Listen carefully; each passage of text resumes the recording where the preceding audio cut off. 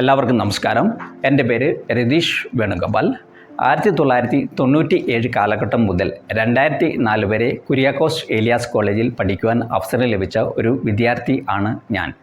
1997 pre degree 4th ഗ്രൂപ്പിന് ചേർന്ന ഞാൻ 2004 MCOM പഠനത്തിന് ശേഷമാണ് ഈ കലാലയത്തോട് വിട പറഞ്ഞത്. 2004 ഈ കലാലയത്തിൽ നിന്ന് വിട പറഞ്ഞെങ്കിലും പല പ്രാവശ്യം ഈ കലാലയത്തിൽ വീണ്ടും വരുന്നതിനും അധ്യാപകരോടും അനധ്യാപകരോടും നല്ല ഒരു ഹൃദയബന്ധം പുലർത്തുവാനും എനിക്ക് സാധിച്ചിട്ടുണ്ട്.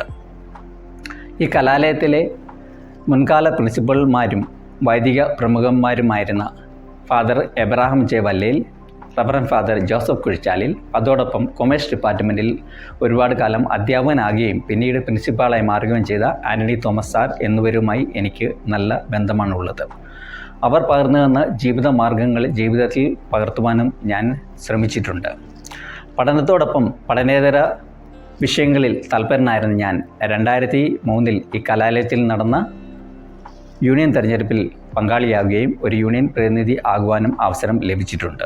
അതോടൊപ്പം കലാലയത്തിലെ മാഗസിനുകളിൽ പല പ്രാവശ്യം ലേഖനങ്ങൾ എഴുതുവാനുള്ള അവസരവും എനിക്ക് ലഭിച്ചിട്ടുണ്ട്. 2004 ഈ കലാലയത്തോട് വിട പറഞ്ഞ ഞാൻ ഔദ്യോഗികമായ മേഖലയിൽ പ്രവർത്തിക്കുമ്പോൾ മൾട്ടിനാഷണൽ കമ്പനികളായ Amazon.com, EXL സർവീസസ് എന്നീ കമ്പനികളിൽ സീനിയർ ഫൈനാൻസ് അനലിസ്റ്റായി ജോലി ചെയ്യുവാനുള്ള അവസരവും ലഭിച്ചിട്ടുണ്ട്. ഇപ്പോൾ ഞാൻ ബാംഗ്ലൂരാണ് താമസിക്കുന്നത്. ബാംഗ്ലൂരിൽ ഒബൻ ഇലക്ട്രിക് എന്ന ഒരു 2 വീലർ ഇലക്ട്രിക് ബൈക്ക് മാനുഫാക്ചറിംഗ് കമ്പനിയുടെ സീനിയർ ഫൈനാൻസ് മാനേജറായി ജോലി ചെയ്തു വരുന്നു.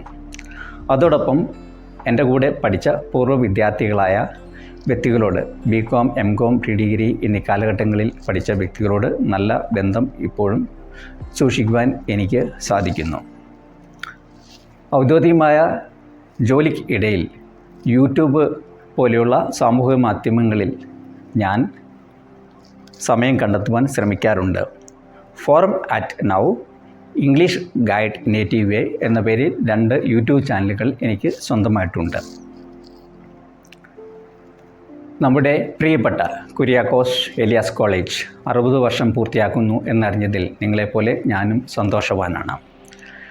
ഈ കലാലയത്തിൻ്റെ 60 വർഷ ചരിത്രത്തിൽ 7 വർഷം എനിക്കും ഭാഗത്യാഗം ആകാൻ കഴിഞ്ഞു എന്നുള്ളത് എൻ്റെ ജീവിതത്തിലെ ഒരു അഭിമാനകരമായ മുഹൂർത്തങ്ങളാണ്.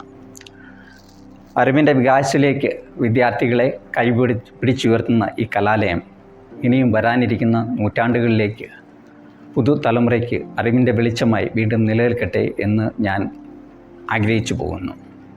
ഈ വർഷം ജൂൺ 23 ഈ കലാലയം അതിൻ്റെ 60ാം ആണ്ട് ആഘോഷിക്കുന്നതിനോടൊപ്പം പൂർവ്വ വിദ്യാർത്ഥികൾ ഒത്തുചേരുമ്പോൾ അതിൽ ഒരു ഭാഗമാകുവാൻ സർവേശ്വരൻ എന്നെ അനുഗ്രഹിക്കട്ടെ എന്ന് ഞാൻ ദൈവത്തോട് പ്രാർത്ഥിക്കുന്നു.